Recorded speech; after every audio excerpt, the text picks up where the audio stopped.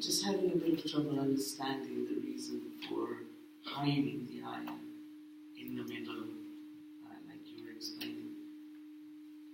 Yeah, thank you.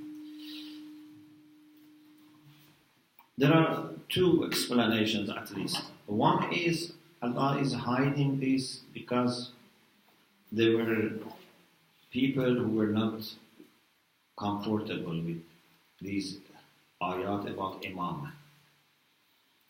And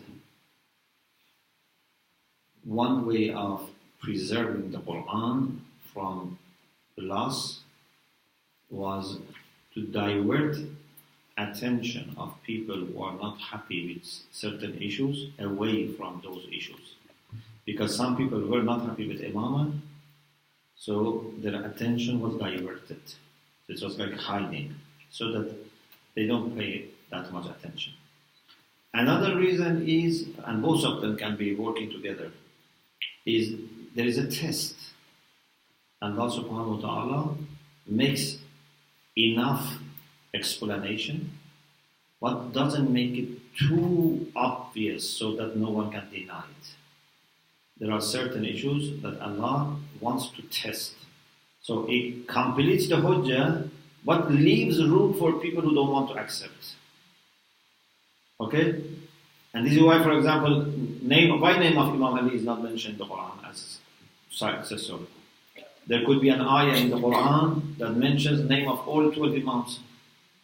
But if we had that ayah, there was no test. Plus, maybe they would have, some people who were not happy, they would have changed the Quran. So, two things together, to preserve the Quran, and second, to have a chance for testing who is really trying to understand the truth and who maybe look for excuses not to accept. About Allah Himself is the same. If Allah every day makes miracles, then people will believe. But then there is no benefit, because there must be a chance for testing people.